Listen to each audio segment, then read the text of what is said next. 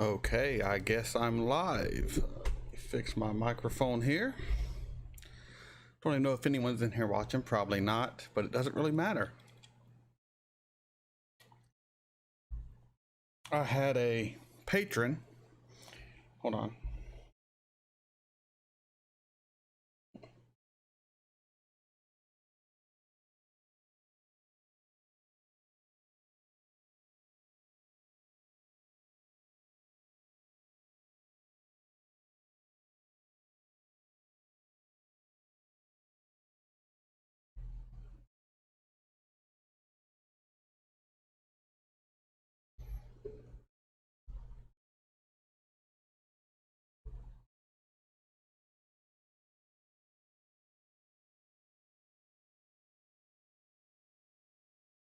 Bum, bum, bum.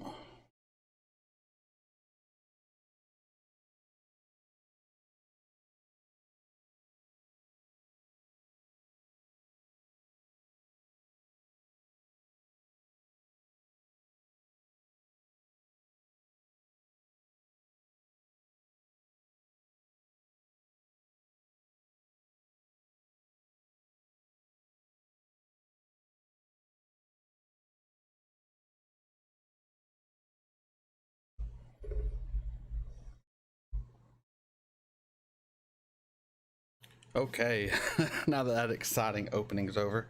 So I had a patron who was asking me about my favorite Star Trek TNG characters, so I figured I might as well do a little ranking here. Now this ranking has, a ton of people. I probably don't know everyone, so that's why I have a who are you list right here. So let's just figure this out. So TNG characters. Now I cut my teeth on Star Trek with TNG. Watched it every single day, multiple times if I could. This is back when you had to record episodes on a VHS tape. Those were the days. Now Deep Space Nine is my jam, but TNG is where I developed my love for sci-fi and for Star Trek. Let's see here. All right, this is Dr. Pulaski, I believe. She replaced Beverly Crusher for one season. She was more of a Dr. McCoy type doctor. She didn't much care for Data, didn't take much shit from anyone, and though I prefer Beverly Crusher, she was not a terrible character, so we'll throw her up to B tier there. So that's right on the average. So all right, Loxana Troy. Now, to be honest, when her episodes used to show up, I would usually not be too thrilled, but we'll get into that. Hey, I got someone sending me a chat. It's not letting me chat for some reason. Oh. Give me a second here. For some reason, my ability to chat back is not wanting to work.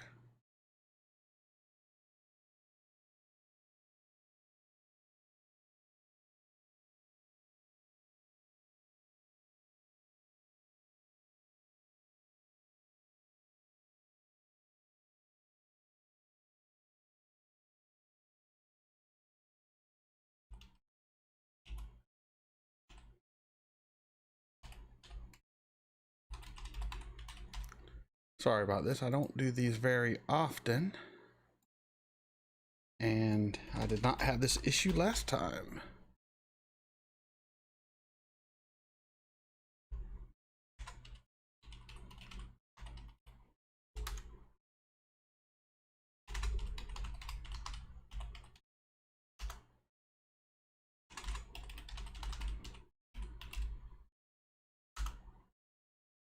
Goodness. You gotta be kidding me. Okay.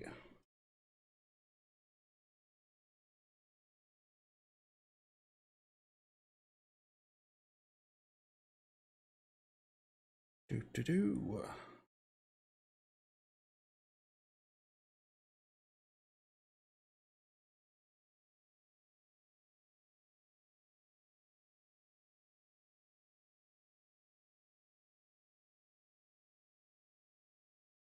Yes, Miss Jean Ronberry herself. Like I said, give me... Sometimes YouTube just drives me crazy. Like, I am signed in. How much more signed in can I be?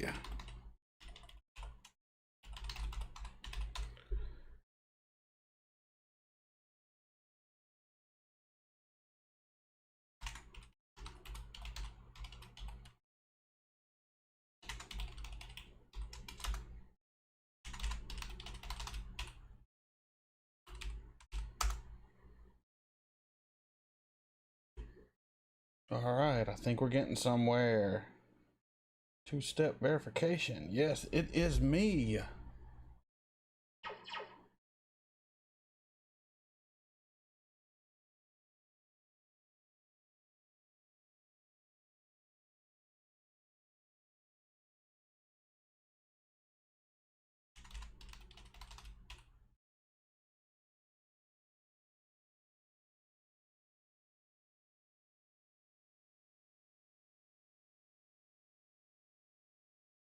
All right, I'm almost there, folks. I do apologize for this.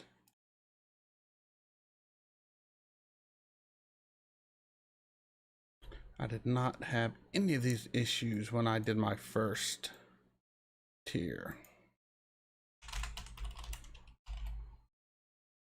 All right, there we go. I'm able to chat back. My goodness.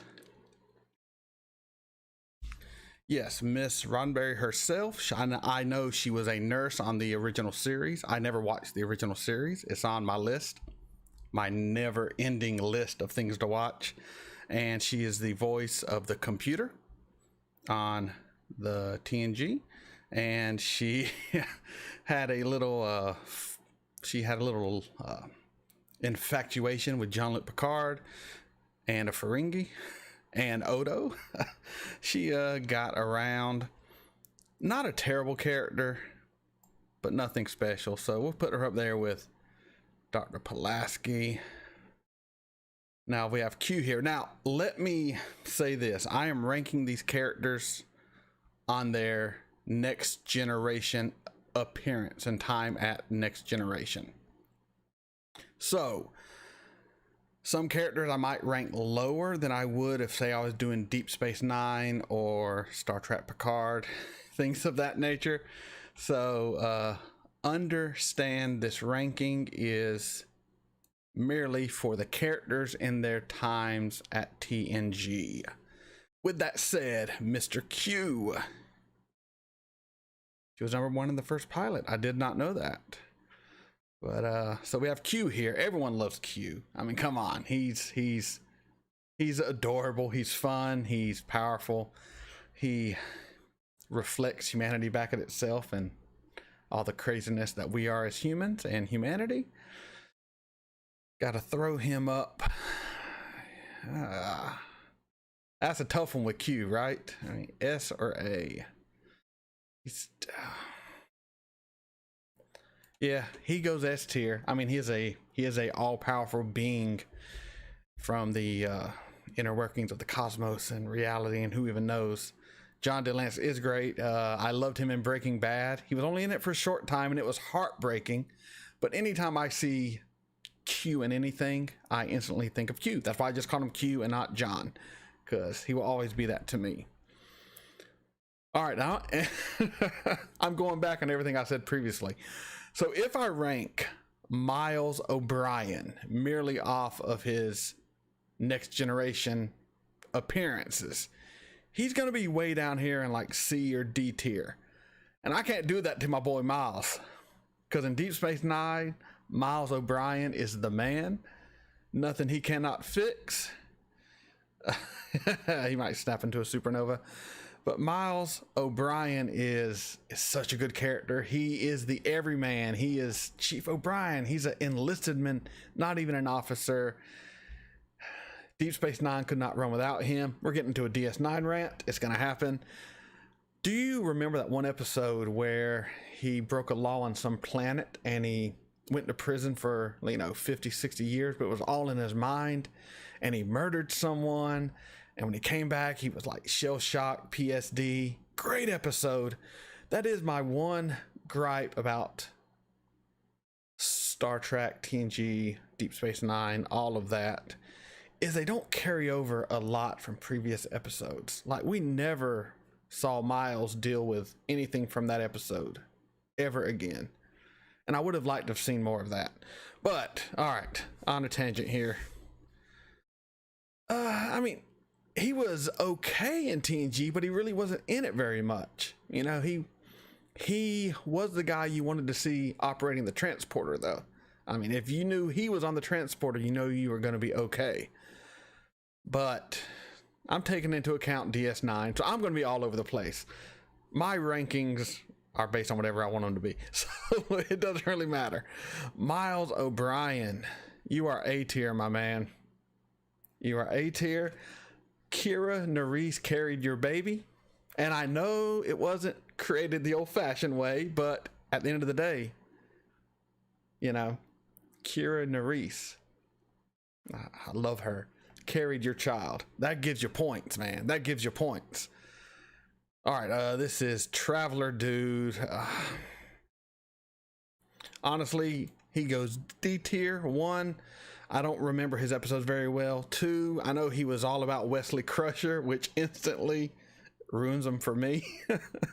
And yeah, so he's D tier because I really don't remember much about his character other than he was really into Wesley Crusher, which is enough reason to not like him.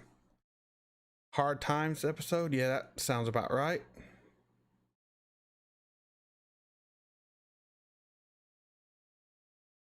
Yes, Alan, I agree with that so much.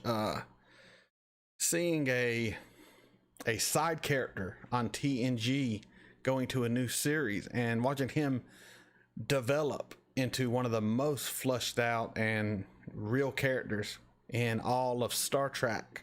That was fantastic. That was absolutely fantastic. Transporter Room 2, always. Yeah, you know, the Traveler just wasn't my jam. And like, I will fully admit there is some Wesley Crusher, Will Wheaton biased. Probably overshadowing some of my thoughts, but it is what it is. All right. Oh, this big dude. He was Loxana Troy, and I did not review any of these people before I did this tier list, and I haven't watched TNG in a few years, so I'm a little rusty, but I do remember this guy. He was Loxana Troy's, I won't say bodyguard, but her manservant, I guess is the word for it. Someone a James Bond villain would have. He was quiet. He put up with Loxana Troy. He's also played multiple Star Trek characters. Don't know the guy's real name, but I mean, he's not up there with these ladies. He's a C tier. He's better than the Traveler. Once again, I don't like the Traveler. All right. I might come back to some of these people. So Guinan, I'm not going to do yet. We're going to save her because I consider her pretty up there. I got a lot to say about Guinan. We have Jean-Luc Picard's brother. Kind of an asshole, a little bit. But we didn't see much of his brother. His brother died in a house fire too, per First Contact, which horrible. Have his whole family die in a house fire. It's the damn future of Star Trek. They don't have ways to prevent fires or put them out instantly. That just sounds like they just wanted to give Picard some trauma for the show or for the movie, and they killed a whole family to do it, ruining the whole Picard lineage at that point. But Carol Rhoden, but you know, he was a fine character. I mean, I'll put him C tier because he did help Picard through a great episode where apparently I'm going to talk about the episodes too as they come to my mind. Don't know where we're going here. I didn't want to edit, so I'm doing this, and I felt like talking, even if no one's there. I don't know how many viewers I have. Doesn't even matter. So Picard went home after the whole Borg assimilation thing, and he and his brother just butt heads. They're completely different people. One works with the literal Earth. The other wanted to be away from Earth in the stars. Couldn't be more different. But that fight where they're rolling in the mud and Picard breaks down and is able to finally cry and express how he feels about suffering the most intense violation anyone could. I mean, physically, mentally, spiritually.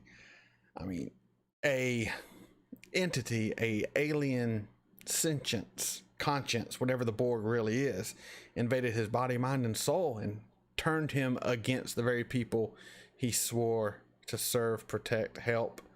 It's horrifying. So he was part of that pivotal moment in Picard's history. He's C tier.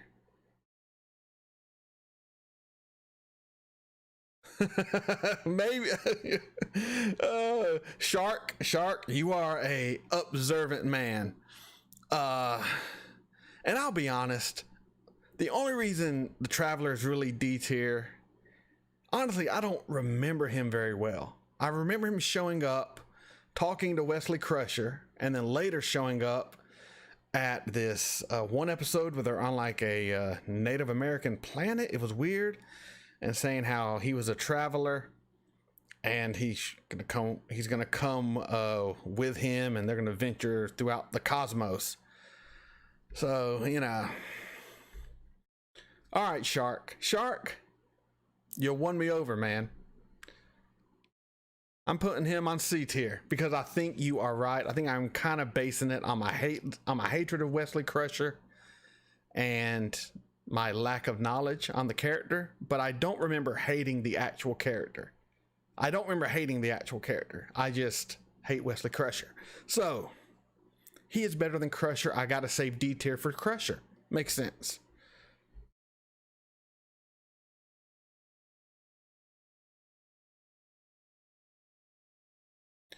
Yeah, Alan, you are 100% on that. That is one of the things about Babylon 5 I absolutely love, and what is quickly putting it in a position to overtake Star Trek as my favorite sci-fi show.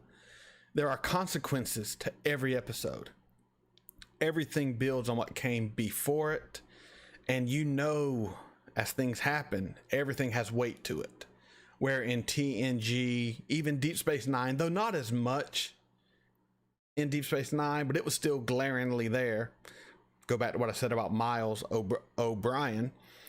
But, you know, anything that happened, no matter how bad, you're pretty sure they're not even going to bring it back up, and it's not even going to matter. They will be over their trauma in one episode. They'll have a good cry, and they're able to move on. And maybe that is because they are advanced humans in the Star Trek universe who are so emotionally sound and developed, they can, once they face a problem, they can move past it.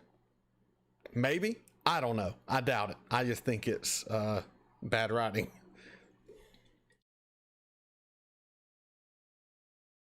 Ha, that's funny too.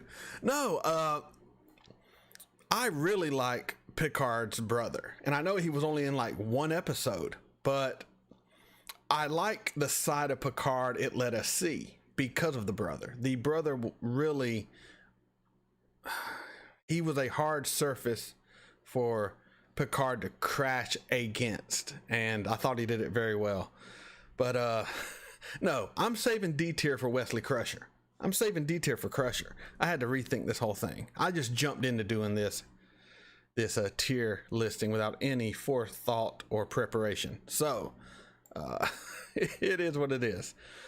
This is Gauran, the leader of the Klingon Empire, later killed by Wharf, I believe, in Deep Space Nine, and then Wharf handed over the Klingon Empire to Martok, if I am correct.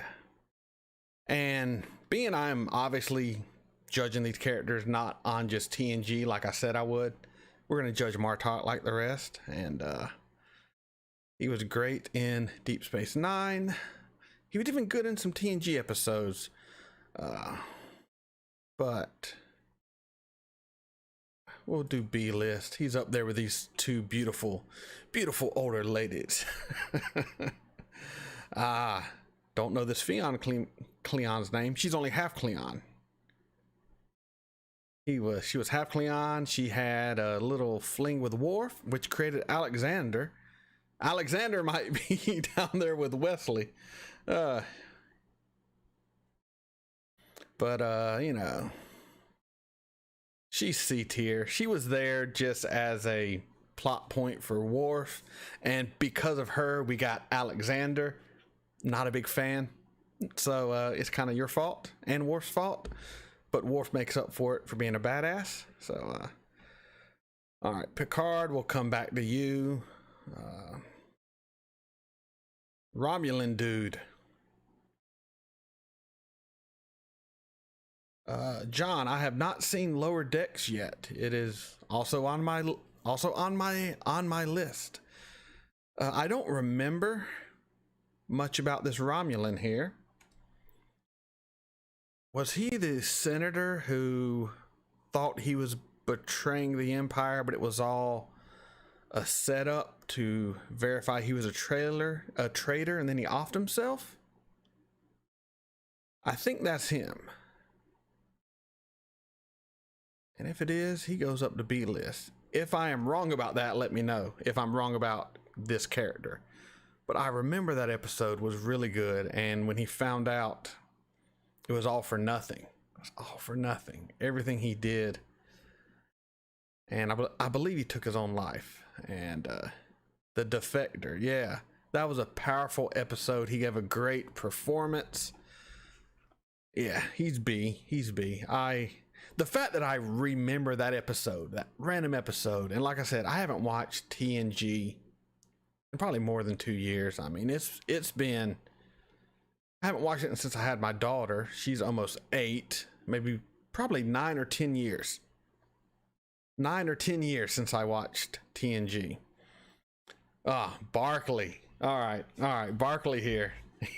One of my all-time favorite characters. I do know he did some episodes of Voyager, but I've never really watched Voyager. I've seen a few episodes here and there. But, hold on. Oh, Worf was a terrible parent. Terrible parent. And I blame it on his obsessive clinging to the old Cleon ways. And I think to him, it wasn't his job to raise a son. That's for the woman or the nanny or somebody. It wasn't for the Cleon warrior. The great Cleon warrior doesn't raise children. You know, that's someone else's job. But back to Barkley. Barkley is, I ain't even gotta think about this. Barkley is S tier. One of the best characters in Star Trek ever to be created. His episodes I could watch over and over again. When we're first introduced to him, he is a mess. He is a mess. He's a wonderful, wonderful mess of a man. And he has a bit of a addiction to the holodeck, which, let's be honest, who of us wouldn't be addicted to a holodeck? It'd be so awesome. The D&D games and the role-playing games you could do with a holodeck would be amazing. Amazing. Would love it. Would love to play in a holodeck, and, you know, it would be great. But, you know, he starts putting in characters who are actually caricatures of his shipmates, and he's showing up late to work, and he has Deanna Troi as this goddess of empathy and love. it was so cringy, but it showed not everyone is perfect in this future world. And it also showed that in Starfleet, you don't just give up on people because they're different, they're weird, they're antisocial. You work with them, you develop them, you bring them in to the groups and the community and the family of the ship so they can better themselves and, you know, get out of whatever funk they're in. Because he was in a funk. I mean, he was in a pretty deep funk. But, Yeah, he slowly became part of the crew. My favorite episode, I believe, is the Ninth Degree, where he becomes super intelligent, and turns out he is just kind of he's been implanted with advanced abilities by this alien race who wants to explore the galaxy by bringing everyone to them. But he has some great scenes. I'm all over the place, sorry. It shows him acting in the beginning, and it's horrible. Then he's able to act. He's able to, play music, and he's having philosophical and mathematical debates with the greatest minds of the human race, and he's able to do things faster than a computer. It's amazing. He makes his own little holodeck machinery, takes control of the ship. So good, so good. Love him. All right, let's read some chats here.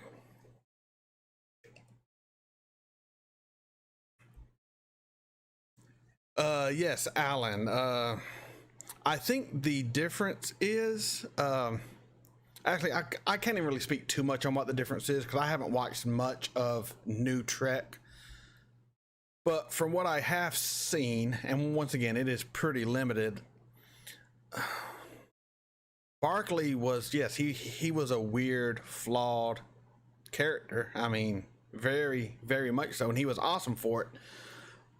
But it was something that they tried to work on with him, that they recognized that he needed to, there's some things that are just too weird. You can't have your captain in a Three Musketeers reenactment with crazy costumes, and that's a little too far, buddy. Like, you got to roll it in a little bit.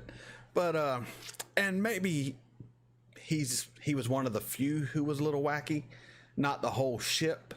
I mean, the whole damn ship on some of these new shows, like, they all need to go to Counselor Troy. It's weird. And there's no chain of command that I can really tell. Like, everyone just does what they want to do, and there's no repercussion for breaking. I don't know. It's really not my thing. I don't really care, though. It's fine. Oh, yeah. Shark, D&D in the holodeck, 100%. Let go last. Don't even worry about it. I'm going to be rambling for probably hours here because I don't want to edit. Someone asked me if I'd do a TNG tier list. So I decided to hop on this without any preparation or anything and just kind of wing it. Let's see what happens.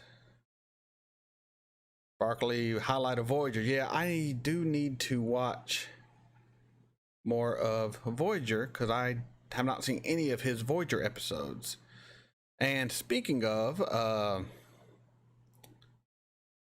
Dwight Schultz, that's his name. He was also in Babylon 5. He encountered a dark entity, a dark creature, a minion of the Shadow, and it was stealing people's like internal organs and stuff. It was weird. It's weird. Yeah, Legolas of Tickle Trunk. Legolas. I like that. Yeah, and that does get me, the lack of military structure, which is fine if you don't want to have a show where it's a military-based structure, but you make that show. You don't make Star Trek without a... That's what Star Trek is. You're in Starfleet. You are in a military structure, and it's there for a reason. I am watching a show right now on Patreon. I'm not plugging Patreon, by the way, but I just have to bring this up. It's called The Last Ship. It's a great show, and the first episode, when I was watching it, I even said it on my reaction. I was like, this could have been Star Trek. This entire show, this entire premise, all of it, Star Trek. Just move it up into space, make it the Federation and not the US of A. I mean, because it has great acting, it has military structure, and a captain who is up there with any of the best captains I have seen on any television show. If you haven't seen it, Last Ship, and I guarantee if you watch it, you will think the same as I did. This would make a hell of a Star Trek show. They need to put it in space.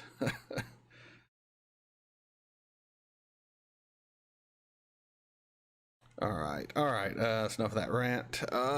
Worf's brother, who later on tried to take his life in Deep Space Nine, and then I believe had his memory wiped so he could live his life. He's also the Candyman, I believe, and he's also a very old Jake Sisko. I love this guy. Worf's brother, though, I am judging him just on being Worf's brother. He's kind of C tier for me, to be honest. He didn't do it for me. He was a little whiny, especially on DS9, and didn't really bring much to the character, I thought. Oh, we got Keiko O'Brien. What do y'all think about Keiko O'Brien? Because I am not sure about Keiko.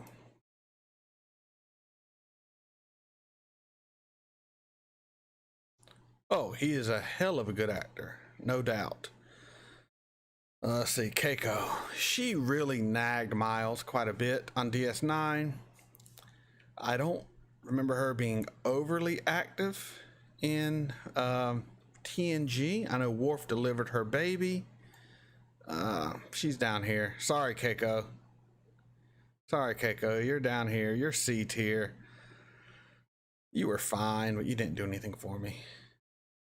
Can't even remember her in TNG. Yeah, all I really remember is there's two things I remember about Keiko O'Brien, and one of those is why she is C tier, and it wasn't even the same actress. So, so one, I remember Worf had to deliver her baby, and two, I remember she, Picard, Guinan, and Ensign Ro all got turned into children, and the Keiko child was fantastic. She was fun. She was jumping on beds. She got Ensign Ro to, no, that was Guinan and Ensign Ro. Oh no, she just made O'Brien super uncomfortable, like trying to rub up on him when she's like a 9-year-old. That's terrible. That was a good episode, so I'll leave her at C tier for that.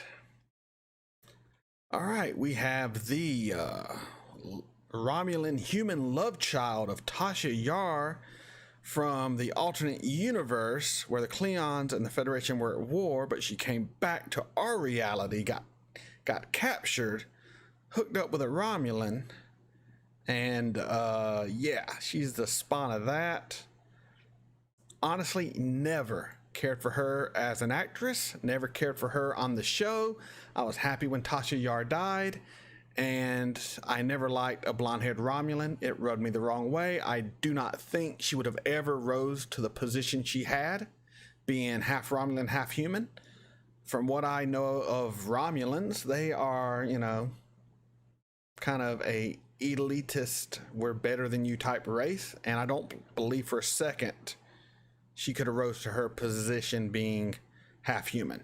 So we just leave that there. She's D tier. Yeah, Yeah, Marcus, some great child actors in that one. I remember when Jean-Luc gets turned back to his regular age. The first thing he does is kind of rub his head because he had hair again for a short while. All right, we have the Duros sisters, or the Duros sisters. They always had great cleavage. You got to give them that. They were terrible Klingons. They were backstabbing, manipulative, scheming. They were almost like Ferengis in a Klingon body, but they did have great cleavage. That counts for something. They tried to take over the Klingon Empire with an imposter child, but they're C tier. They're nothing special. Oh my god, I didn't realize how many people were on this damn list. Look at this. Not even close to being done. Okay. This was Beverly Crusher's assistant in medbay. I really don't know anything. Yeah. I don't know enough about her. So yeah, she's Who Are You? That's why I put that in there. Yeah. D tier. Alexander, you're a terrible Cleon, and it's not your fault. It's not your fault. Your mom died. Your dad pawned you off on his elderly grandparents. Yeah, he came to live with his father, who did not like him at all and didn't want to be around him and thought he was a loser. And we're lucky he didn't turn into like a serial killer Cleon, because it could have happened. But I didn't like you as a kid, Alexander. I didn't like you as a grown-up in Deep Space Nine. You just kind of suck, but you were written that way. It's not your fault.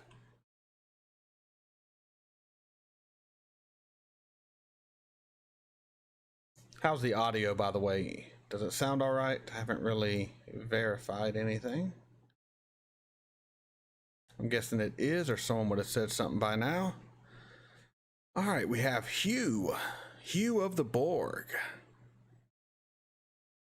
That was a good episode.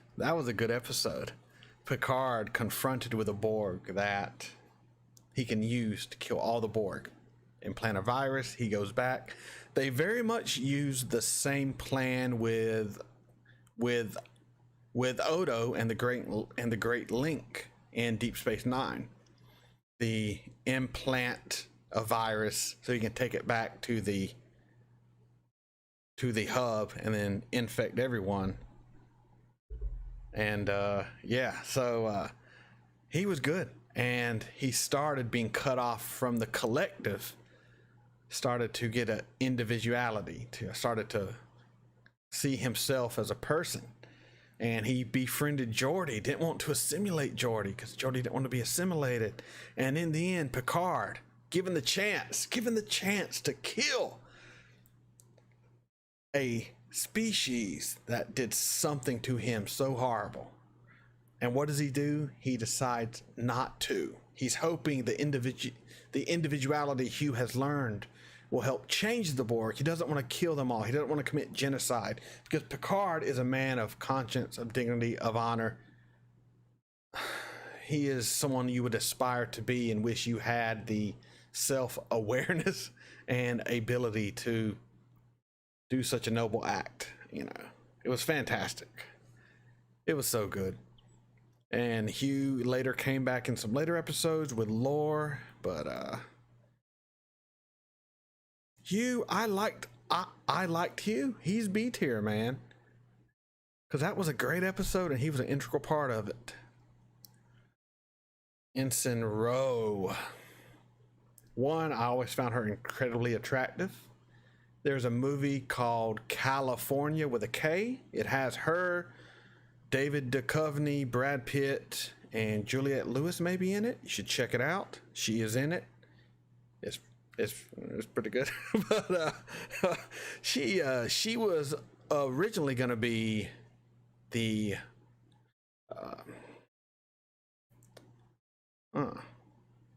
what's her name? I just forgot her name. She was going to be the Kira Nerys character on Deep Space Nine, but it didn't really work out, so they wrote in a new.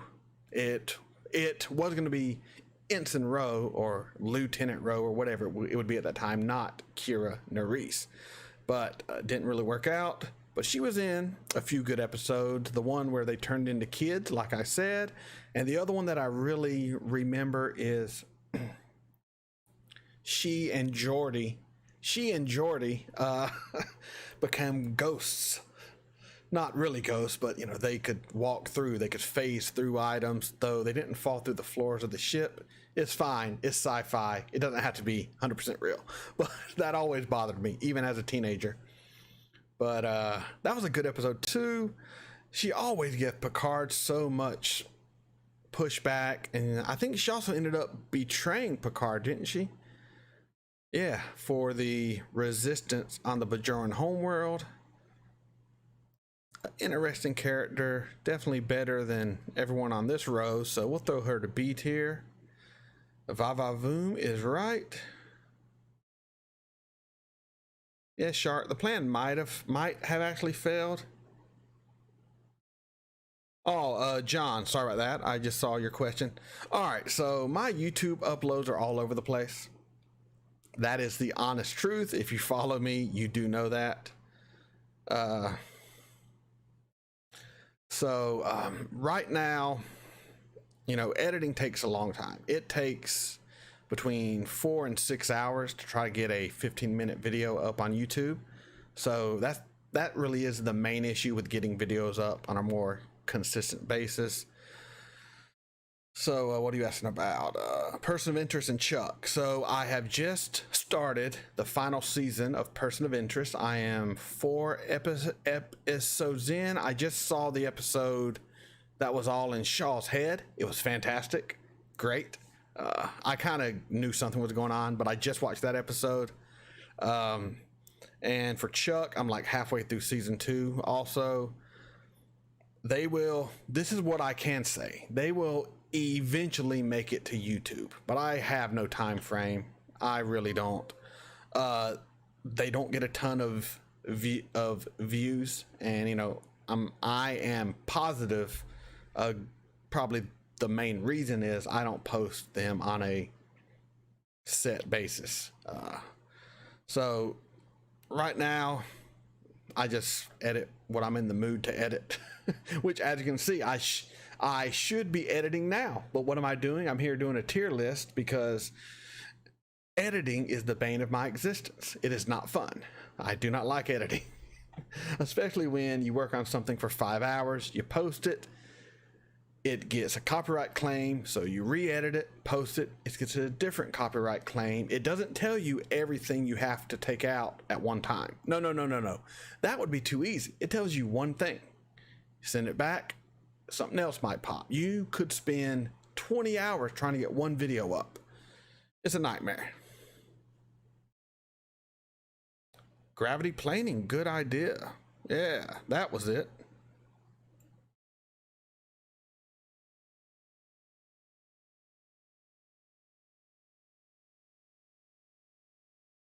Just looking at my chat log real quick.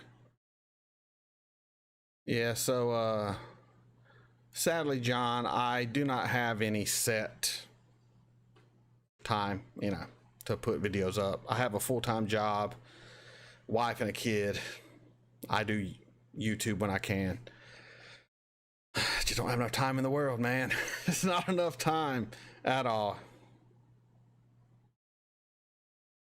Yeah, B5 has never given me too many issues, but I think it's because I posted some other shows previously to Babylon 5 that I had a lot of copyright issues with. So by the time I got to Babylon 5, I've kind of worked out how I have to post to get past most things, which is having kind of a filter, a picture over the video image about every 8 or 9 seconds. Seems to work for me for the most part. So yeah, you do what you got to do, and YouTube's rules and how they do things, I don't know how it all works. It's probably all done by robots. You can't trust the machines. Okay, Riker, we'll come back to Riker. All right, we have that Ashley Judd. Yeah, she was on TNG. She's in the Who Are You category though, because honestly, I know she was on the show. I think she had a crush on Wesley Crusher maybe, but I really don't remember. Yeah, Warner Brothers. I posted, what did I post today? Person of Interest. That's a Warner Brothers show. I was able to get the video up, but it was copyright claimed, so any money that it makes goes to Warner Brothers. Of course, my videos don't make much money. I'm looking to make $1 off of a YouTube video. It is what it is, folks. The machine. Well, I kind of trust the machine, but you remember when they got it back online, it thought they were the enemy, which just shows how quickly the machine can turn on you with just a little bit of bad coding. Interesting. A secret B5 project. I'm so iffy with anything being made right now, though. So I'm about to get back into this tier rank. So I watched the first Rings of Power video, and I'm not even going to post it on Patreon or on YouTube probably, because I just did not enjoy it that much. And I love Lord of the Rings. Like, that is my jam. I have seen the extended versions probably 100 times for each one, maybe more. And I was, I don't trust them with properties that I love, because everything they make new now I don't like. I just don't. And maybe I'm just one of those grumpy old men. I could just be a grumpy old man now. Back in my day, that's whatever. All right. All right. So we'll come back to Riker.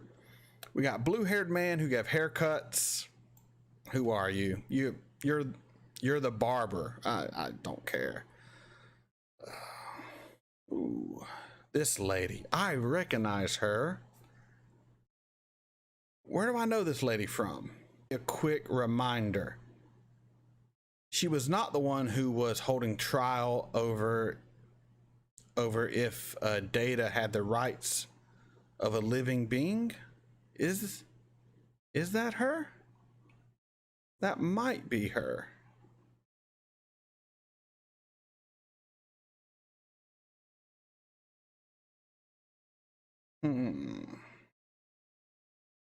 All right, I'm thinking that's her. If I'm wrong, let me know. Oh, she was a little sassy with Picard. She was a fair judge, but man, you could have had anyone in that spot. So we'll go C tier. That was a great episode, though. Measure of a Man, I believe. Mathau or Lemon? I don't understand the question, John. Maybe I'm missing something. Oh, another great character, Moriarty. So my first introduction, really, to Sherlock Holmes was through TNG and Data as Sherlock and Professor Moriarty. Adversarial Admiral. Yeah, I remember her now. Yeah, she's gonna stay right where she's at. She's C tier. Yeah, I guess the judge was a brunette and was a little bit more attractive. Yes, Mathau or Lemon. Mathau. Mathau, am I saying that right? I don't know. I haven't seen grumpy old men in like 20 plus years, I think. But yes, Mathau for sure. But all right, Professor Moriarty. Computer, create a adversary who could beat Commander Data. And with those simple words, AI was created on the Starship Enterprise. And his ability to manipulate people of the Star Trek world with he has such charm when he was threatening people. He is a fantastic character. When he showed back up in a later episode when Barclay was fixing the holodeck, he showed back up, realized no one has been working on how to get him out for the most part. So he takes the ship hostage and he's great. And he tricks them to thinking they're out of the ship, but they're not out of the ship. And then he gets basically him and his girlfriend get trapped in a holodeck with a power source. So they think they're free for all of eternity, which also brings into the questions. If you think you're free, is that all that matters? Does it really matter? He's technically still in the holodeck. Or does the fact that he doesn't realize that and he thinks he's free makes it a happy ending? What if he figures out he is in a simulation? He never truly got out. Would that drive him crazy forever? I don't know. Those are deep questions that we do not ask on late night YouTube lives where I am ranting like a madman. So, Moriarty, you go to S tier though, buddy. You go to S tier. You were always a pleasure to watch. And episodes with him I watched multiple times, and Barkley and Q. So these are all three characters that I would watch their episodes multiple times. Is this Vosh, Captain Picard's little archaeological thief that he had a great time with, who ran off with Q, ended up on DS9, and almost destroyed the whole station. She was a fun character, but you know, I'm gonna have a lot of C tiers, I think.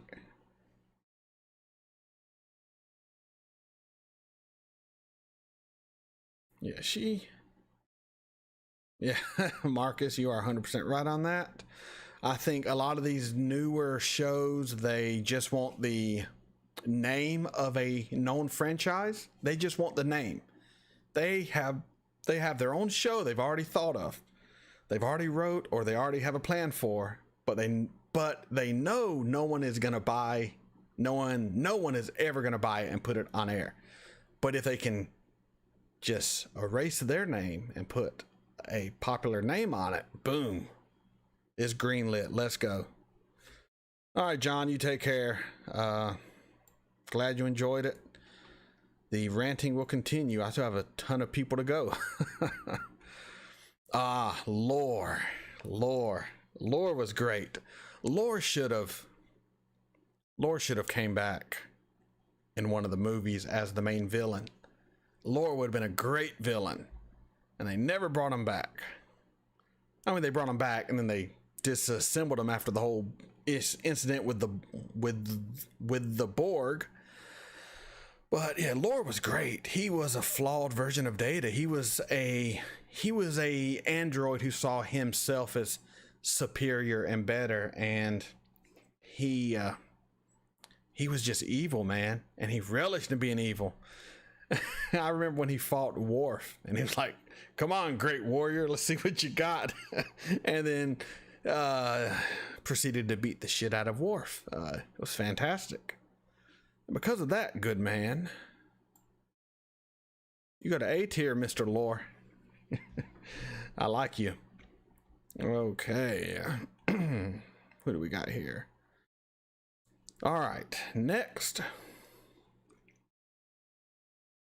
we have the head engineer or designer of the Enterprise, I believe. Jordy had a bit of a flirtatious relationship with her holographic double, and you know, it was fine. Not a great episode.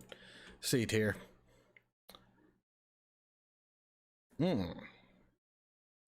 I recognize this beauty, but I don't remember anything about her. So who are you? Oh, this man. I love this actor. He was in RoboCop. What else was he in? RoboCop, and what else? He was in Total Recall. He was a good character. Picard was captured by Cardassians, not Kardashians. There is a difference. I remember when you could say Cardassian and only people who like Star Trek would even recognize the word. Now everyone recognizes it for different reasons. But Picard was captured, and he took control of the Enterprise, and he ran the ship completely different than Picard. Him and Riker butted heads, but he knew what he was doing. He was a competent captain. I mean, he knew the Cardassians in and out. He knew how they operated. He knew what they could do, what they wanted. He was pretty damn good. SG-1 he was in. I have not seen any of Stargate. It's on my list. Maybe after Babylon 5, I will start Stargate. Still have a long way to go with Babylon 5, though. But he was a good captain, good present. I like that he wasn't a big fan of Riker. It was fun to see. You're going A tier, buddy, because you're better than all these people on B tier. So, all right, we go to the fake holographic. Yes, she did spill a drink on Picard, and she looked so terrified when she did it. But other than that, don't remember anything about this character. So this fake lady in the hologram made to keep Picard busy goes right there for C tier. She's, you know, she's fine. Yeah, it don't really matter. All right, this is O'Brien's kid. Ugh, terrible. D. I put all the kids in D. She was, you know, she was non-existent for the most part in TNG, and she was just annoying in Deep Space Nine. So, all right, we'll come back to you. We have Worf's adoptive parents from Mother Russia, and the father, who would later come back in Babylon 5 as a rabbi who was friendly with Ivanova. Yes, Beverly Hills Cop. He was the police captain. Yes. So Worf had really decent foster parents. They were nice to him. They let him learn all about Klingon culture, and I think he should have been a little nicer to them, but they're still only C tier. Okay, we have the Bajoran who went undercover and I think died. Picard tested her, like really pushed her to see how she would act. She was part of the crew at Starfleet Academy that did the banned flight maneuver that led to someone dying.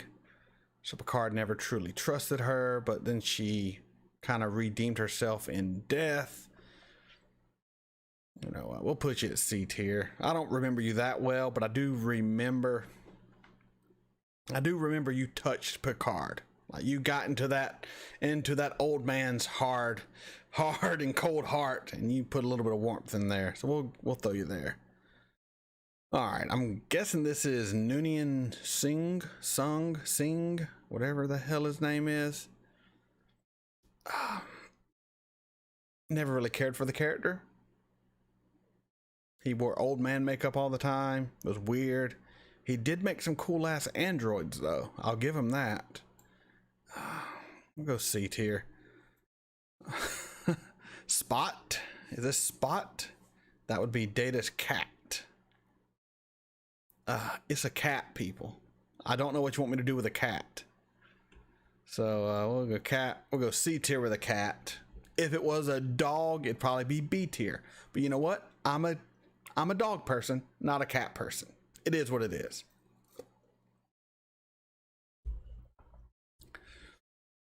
We have this Sparkfire young commander who wants the Enterprise and wants Riker to move his old ass on and take his own ship because you're holding up the line, Riker.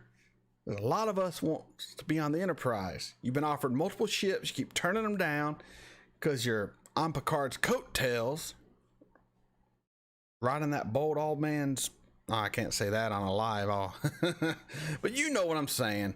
I liked her. She had spunk, but well, I'm looking at who else is on this C tier here. She's better than them. She held her own in the fight against the Borg. That alone gets her to B tier. We have Spock's father, had an emotional meltdown. Yes, Commander Shelby. She was a great character. Well, I don't say great. Great's probably a over exaggeration, but she was competent, and I just love her interaction with Riker. I really, really did. Because Riker was always thinking he was hot shit, you know? And anytime someone would push up against Riker, I liked it and would call him out on his BS. So we have Spock's father. He's fine. I never cared much about Spock's father. The main thing I remember with him is he had a version of Vulcan Alzheimer's, and he was starting to lose control of his emotions. So Picard took on the burden of his emotions so he could function. And that was an intense episode, but overall, just not a huge fan. Yeah, I don't know who the hell that is at all. That does not ring a bell.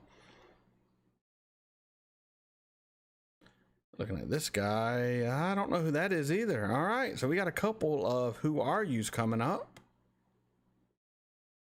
I recognize this guy, but I'm not.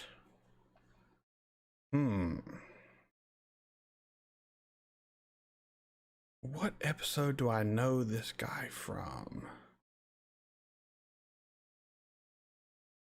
You know what? Don't know. Don't know. So that's, wow, I'm a little embarrassed with myself.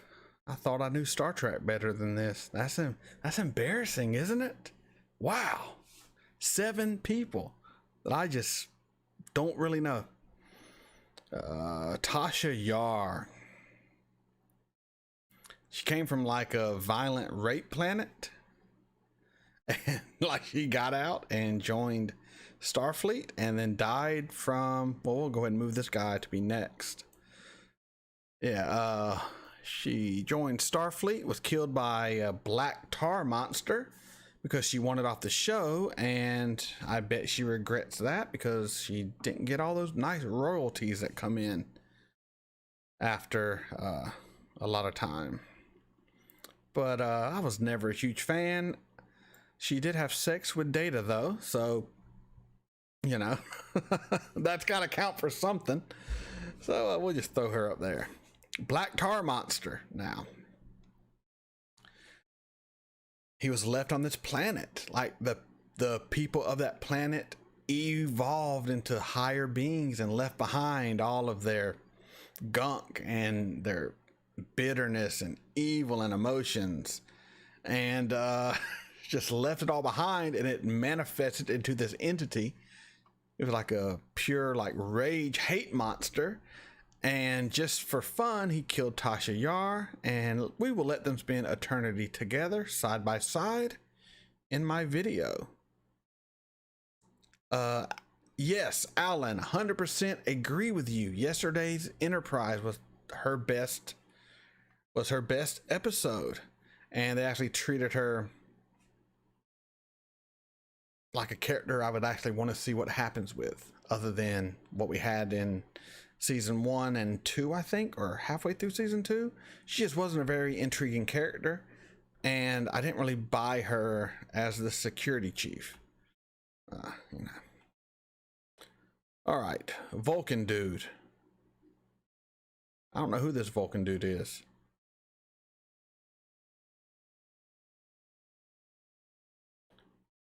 Hold on, was this Vulcan Dude and this young dude here, they were young ensigns on an episode, and they were trying to figure out how to get up in the ranks and get to Riker's poker game. Is that it? That might be it. Yeah, the from Lower Decks. That's what that episode was called. Yeah, it's all coming back. I still don't remember much, so we'll just throw him there. Do you know who is not down here? And I'm looking. He should be down there. I can't believe he's not down here. The time traveler who they thought was from the future, but was really from the past. The time traveler from the future came to the past, died, or was killed, I don't really know. And then this dude took his time machine to the future and was trying to take artifacts so he could recreate them. I don't know. Got a little tangent there. He is not on here. they got some of these other random folks, and I don't see that person. That's weird. All right. This dude was the OG trio, right? And Beverly Crusher had a thing with him, and then Riker got the symbiote, and then he got put into a female body, and Crusher was like, nah, man, I'm good. I'm good. I'm not down with that. He was fine. We'll give him a C list. Don't know who that lady is. Not at all. Nope, don't know. The Riker clone. The version of Riker, if he was left behind to fend for himself, who lost all hope, who was rescued to find out that his other self gave up everything that he himself had been dreaming about for all those years. He later joined the Marquis and stole the Defiant. Interesting character. Yeah, we'll throw him up on B tier. We have... Okay. So back before all the controversy we have in the world now, we had this character here who comes from, yes, Thomas Riker. I'm terrible with names. You all should know this if you watch my channel. Names, I'm so bad with names. But this person,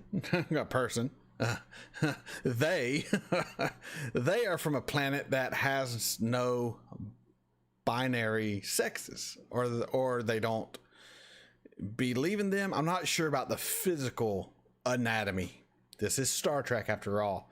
No one takes off their pants. But so she's from a species that does not have the traditional male and female. But after working alongside Riker, you know, he's letting off those Riker pheromones. He's got that he's got that Riker swag going, and he's got the beard, because, you know, back when he didn't have a beard, he never could have picked this fine looking specimen up. But once he got the beard, he got the mojo, he got the pheromones flying. Well, this person decided, you know what, maybe I am a girl, because I want to hook up with Riker. So her species had this whole trial, and she had to go to basically like re-education camp. And in the end, Riker left, even though like Riker was willing to go to bat for this person. And to be honest, like, they weren't that attractive. I mean, really. So I don't know. Maybe she had some sort of pheromones going. I don't know. But in the end, it was very, very sad. She was re-educated and put back into her place in her society, and everything moved on. That's definitely C tier. That was a good episode. All right. I don't know who the hell that is. All right, we got another one I don't know. I kind of recognize this lady, but I don't know. Oh my goodness, who? I don't recognize this Vulcan lady either.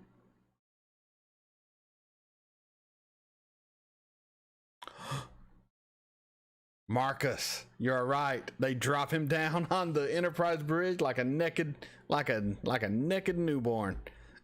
It would have been great if he was like covered in like fluid. That wouldn't have been great. That would have been gross. But I don't know who this Vulcan lady is either. So throw her down there.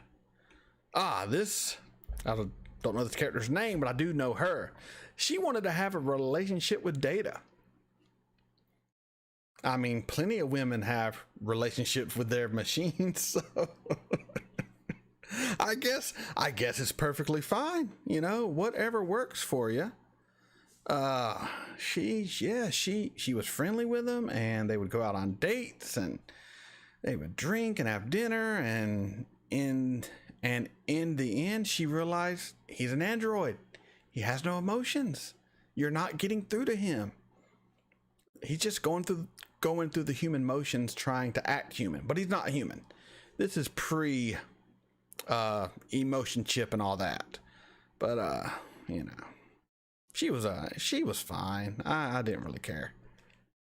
Oh my goodness, we're weaving them down, folks. Speaking of women having possible sexual relationships with creatures they shouldn't, we have the psychic sex vampire who was after the women in the Crusher family for thousands of years. It was so weird. And I know what they went for. They went for a romance novel, but in Star Trek. That was the vibe they went for, and they pulled it off. But terrible. I don't want to watch that episode ever again. We have space member of the Bee Gees. I don't know that guy. No, he's Who Are You? And this dude looks like a used car salesman. I remember him from the show, but I don't quite remember. Who are you? This reject from Ice Pirates. I don't know him either.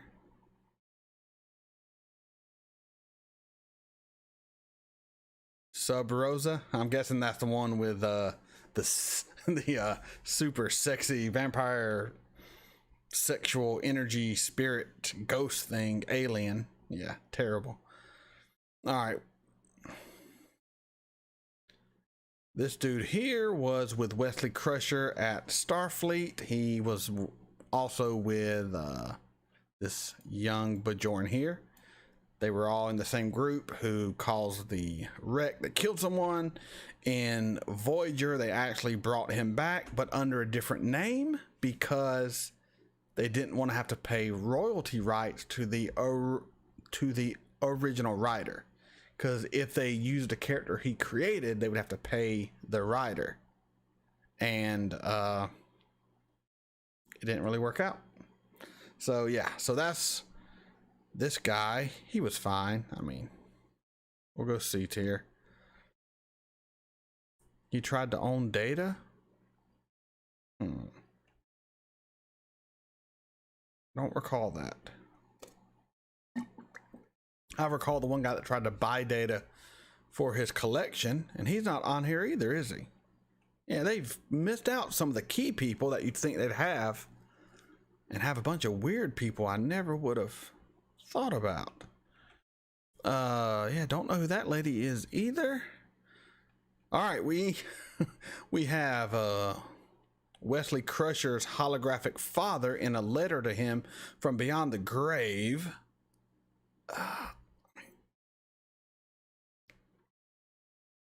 And we don't really know who this character is. It was a message. That is him? I thought it was someone else. Wow. Shows what I remember.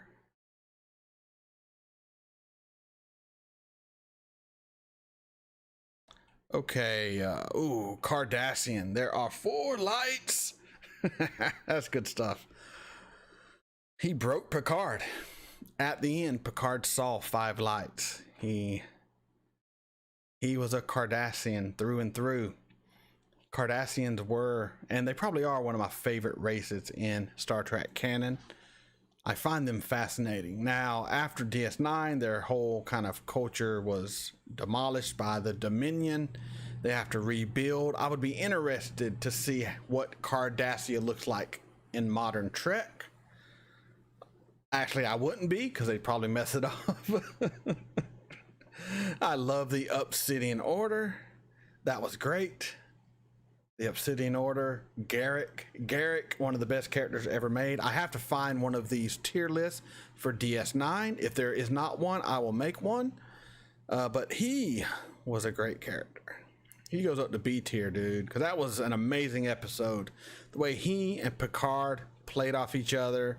And we got the captain here who got him set free. He's like, hey, you better let Picard go. Let Picard go. If you don't, I'm going to beat your ass. It's late. I've been up a long time. I'm also out of water, and I am filming this in my garage with the air off because it's a little loud. So it's about, what is it? It is 11:30 p.m. in Florida, and it is 84 degrees. 84 degrees. Florida sucks. Okay.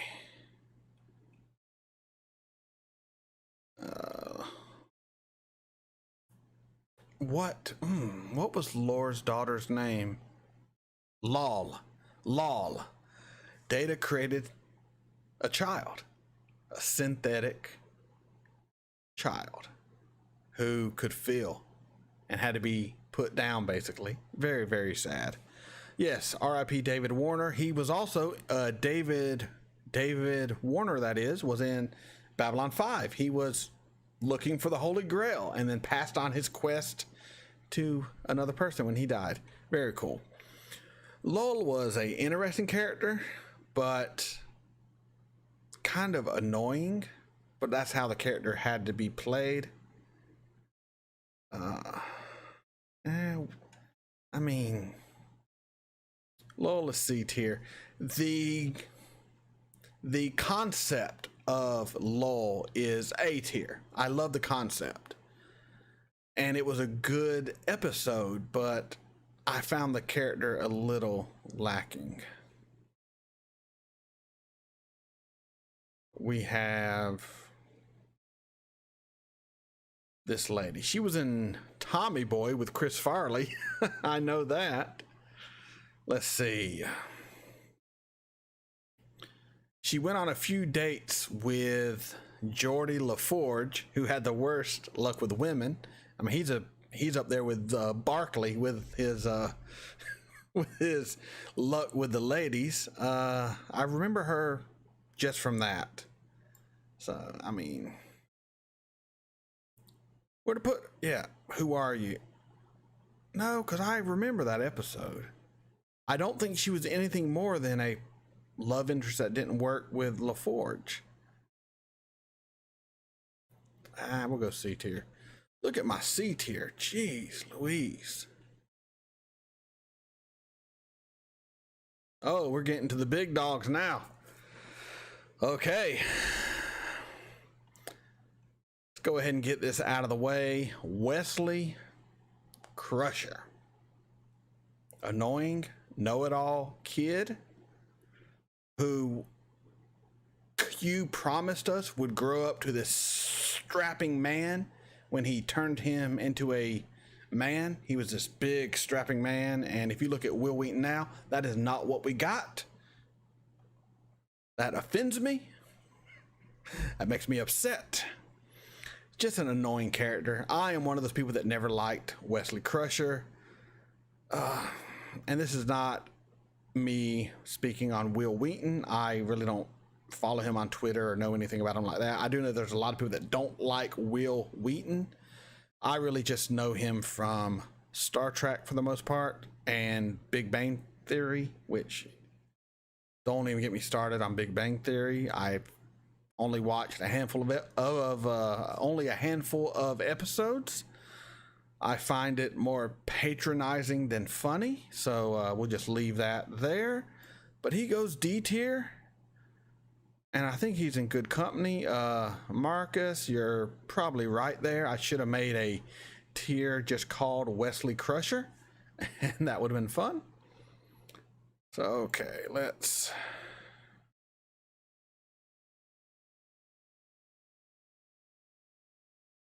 There we go. All right, no, Guinan is, there we go. All right, we're gonna work our way down to Picard. Beverly Crusher. I crushed on Beverly Crusher so damn hard when I was a teenager.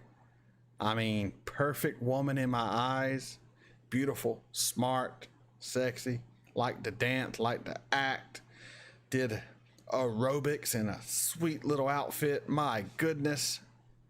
And her character was pretty damn good too. I mean, she had that episode with the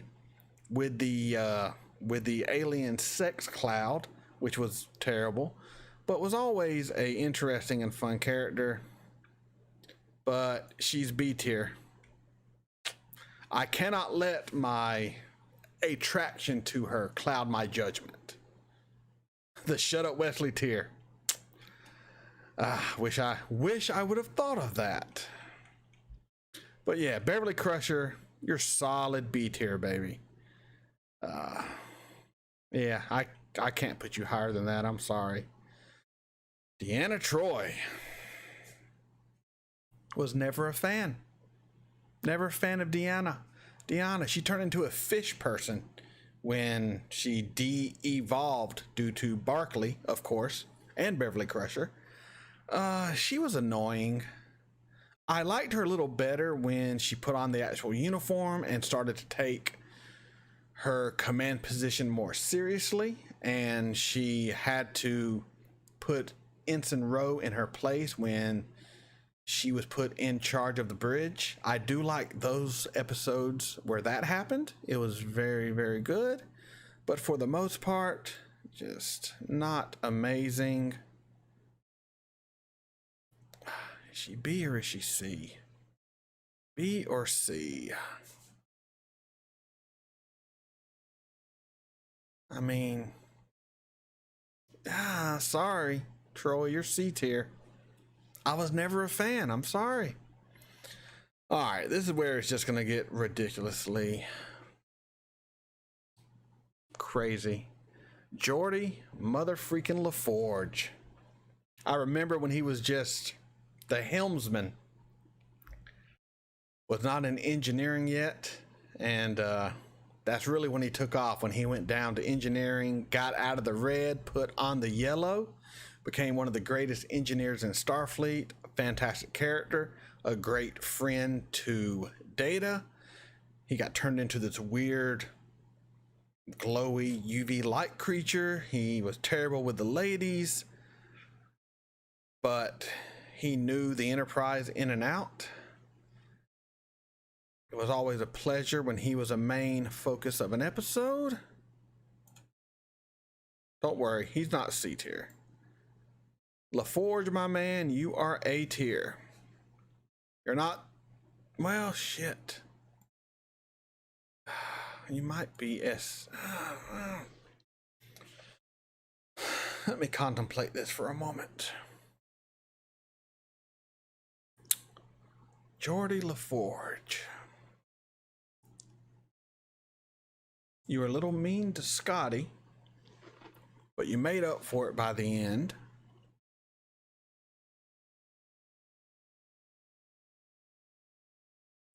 I told you this is where it's going to get hard. My goodness. Yes, the guy in the older uniform is Wesley Crusher's father, Jack Crusher, but we really don't know the character. All we got is a recording from a dead man to his son. That doesn't really, I don't feel like I really know the character at all. Leforge, man, shit. All right, you're S tier, Leforge. If I had to have a engineer on my starship, I would want it to be you. Well, shit, I might want to be Miles O'Brien because he can fix anything, but we'll leave it that way. All right, Guinan. Now, this usually makes people laugh when I tell them this, but I had the hugest crush on Whoopi Goldberg because of her character Guinan for a long time. Like, I really crushed on Whoopi. Maybe a little too hard, but Guinan was a fascinating character. Her species was long-lived and mysterious. She had unknown powers. She knew of the Borg. She knows of Q. She was in that great Times Arrow two-parter with Picard. Guinan is a solid character. She's A tier. You're A tier, baby. 100%. Riker. Pre-beard Riker annoyed the shit out of me. 100%. He got on my nerves. Didn't really like him, but something about him growing that beard. I don't know. I don't know what it is. A beard changes a man. As someone who has a beard, it is true. There is power in the beard. It's like Samson and his hair. It's Riker and the beard. When he has no beard, he has no power.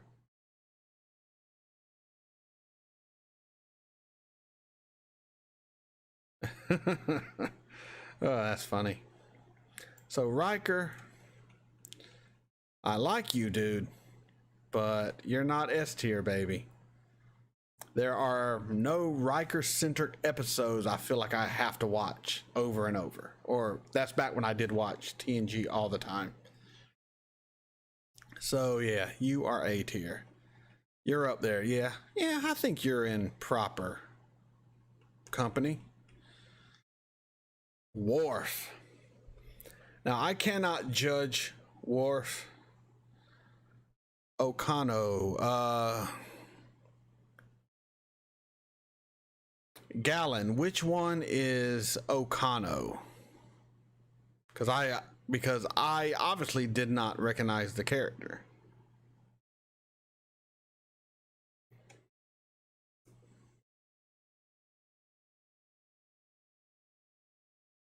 But okay, let's get back to Worf. So I cannot mention Worf without mentioning Deep Space Nine. While I liked Worf on TNG, especially in the later seasons, Worf's character did not truly blossom into the awesomeness that Worf, son of Moog, who later joined the House Martok, is. He's a great character. He is a man of two worlds, a man of great honor, a man who is a true Klingon at heart, a warrior at heart. He will go to Tovakor. He will hear the Klingon opera and drink blood wine. Worf, you are the man. I actually met Michael Dorn once. He was actually not overly friendly, but you know what? I am not judging the man. I am judging the character. Yeah, Gauran, puffy pirate shirt. Yeah, I remember him being on an episode, but I remember nothing else. So he goes to Who Are You?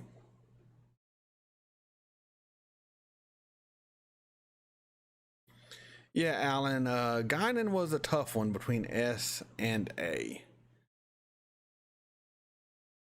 Yeah, but that's where she ended up. I will do a once over before I'm done, and some people might move. Oh, prune juice, a warrior's drink.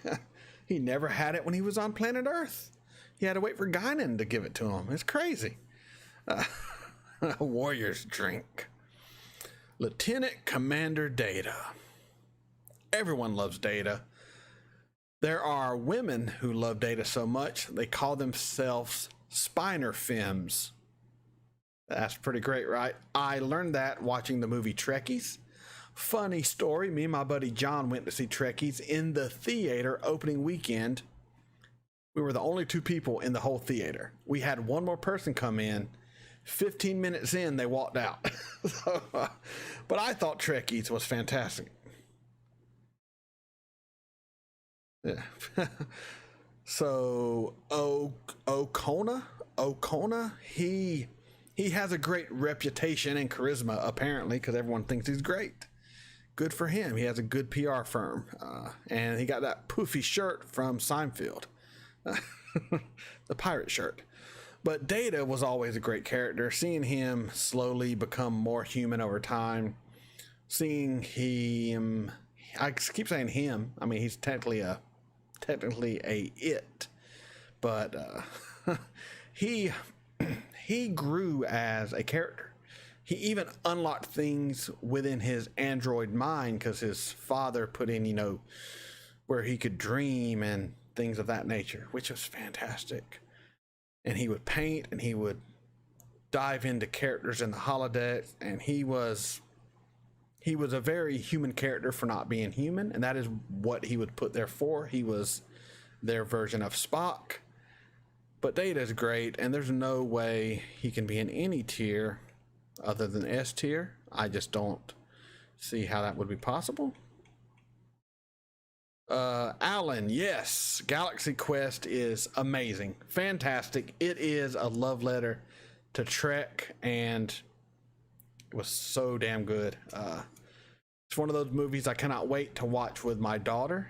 First, she needs to watch a little bit of Star Trek. She isn't quite into it yet, but I'm sure I can force it on her. I'm not having to force it on her. She will watch anything that I'm interested in, because that's what little girls tend to do. They want to watch what their father likes. So, yes, Galaxy Quest, fantastic. Ooh, and the old cannon, the strong... Wow, so they could get drunk off of anything. No wonder he liked prune juice. Warrior's drink. All right, we're here to the end. Captain Jean-Luc Picard. This picture from Captain Picard Day. What do I have to say about Picard? I am not going to be putting the show Picard in my mind for this ranking, because if I did, it would not go over well. But the Picard from TNG, particularly the shows, not even really the TNG movies, but Picard from the shows, is one of the best captains ever portrayed anywhere in sci-fi or not sci-fi. Any captain in history, any leader of a military organization in history, TNG Captain Picard is the epitome of a wise ruler, a wise captain. He was gracious in what he would do. He was powerful and strong and unwavering when he decided something, yet would entertain anything from the people underneath him. He always kept a hand's distance away from his crew, which I kind of like. Picard was a great captain. I have always said Picard is the captain you want in times of peace. Benjamin Sisko is the captain you want in times of war. Picard would be my peacetime captain, because he could keep the peace. He's a diplomatic captain. He is a good captain. And they fucking ruined him. Oh, they ruined him. Oh my God. So I will go ahead and say this. I wasn't going to talk about Star Trek Picard, but here we fucking go. I watched Picard, season 1 and 2, and I took notes every episode. I did not film a reaction to it because I filmed a reaction to the first episode. And after that, I knew it was a show I would never post reactions to, because generally people watch reactions so they can relive moments they like from a show through someone else's eyes who's never seen it. That's what kind of draws people in to reaction videos, or at least that's what I think, because I myself watch reaction videos. I watched reaction videos for years before I made a reaction channel, and I watch them to relive moments that I want to see through someone else's eyes, moments that meant something to me. I do not watch reaction shows for them to shit on something I like. So I didn't put it out, but I wrote notes. I have, between Picard season 1 and season 2, about 47 pages of notes. And I planned on doing a long video just talking about it, and I never have, because I don't have the energy. I don't have the energy to rip apart a character that shaped my teenage years, that shaped my mind, that shaped my view on humanity and beyond. I do not have it in me yet to rip apart something that I held so close to my heart for so long.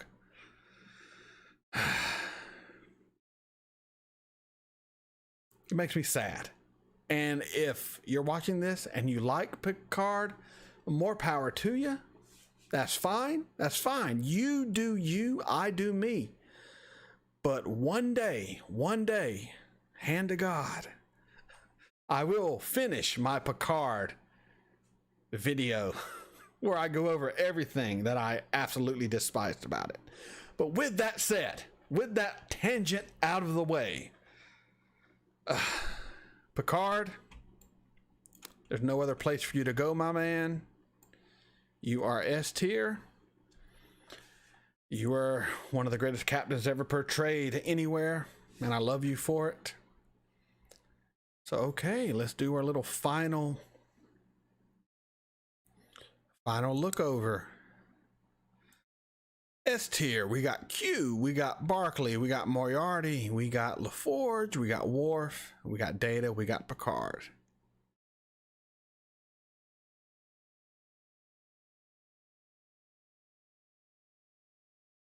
I think that is a pretty solid S tier. I do think so. A tier, we got Miles O'Brien, Lore, Captain Janikin, something like that. Guinan, Riker, yeah. C tier. C tier, we got a lot. No, this is B tier. I'm sorry. B tier. No, Deanna Troy's C tier. What was I thinking?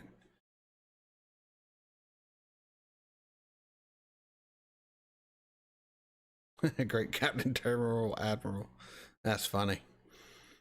B tier, yeah, B tier looks about right. Characters that I enjoy when I see them, but nothing special. Tell you, the cleavage is the only reason they made it to C tier. They would have been D tier probably. The cleavage got them there. The cleavage got them there, no doubt. They knew how to wear a Cleon dress. Kapla. My goodness, the Duros sisters. They made a appearance or two in DS9 also. But I never, when they were the main bad guy of an episode, I would never get too like, oh my god, the Duros sisters are back in this episode. They were fine villains, but they were somewhat generic for the most part, other than those titties. C tier, yeah, C tier is about right. D tier is 100% right. Annoying kid. The best part about what is Miles O'Brien's kid names? It's Miles and Keiko. Holly. All right. The best thing about Holly is when Rumpelstiltskin almost got Miles to give Holly to him to stop a gravitational hole in the universe or something. That was great. But other than that, you suck. Sexy alien. Molly, not Holly. Molly. Sexy alien, yeah. And Wesley, you suck. And who are you? Yeah, that's about right. Okay. That is my tier rankings for the TNG characters on this pre-loaded TNG tier list from Tier Maker. There's some characters on here I wouldn't have put on here if I did the tier myself, and there's some characters I would have added that are not here, but overall it's pretty good. So I'm gonna stay on for another 5-10 minutes. If anyone has any questions or wants to ask anything, feel free. And yeah,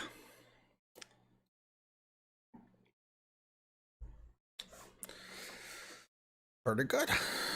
How long has this stream been even going? I don't even know. A while, I assume. About 2 hours, maybe.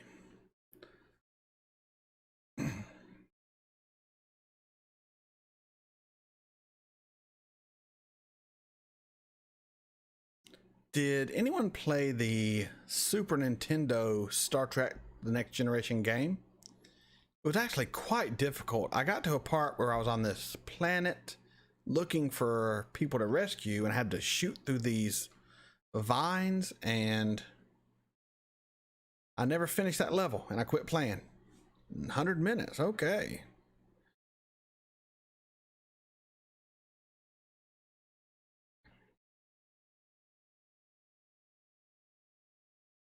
All right. Well, I thank you all for watching this live. Like I said, a patron asked me to kind of go over characters I liked in TNG, and I just decided last minute, let me just do this tier maker because I didn't want to edit and I didn't want to go to sleep, and here I am and here you are.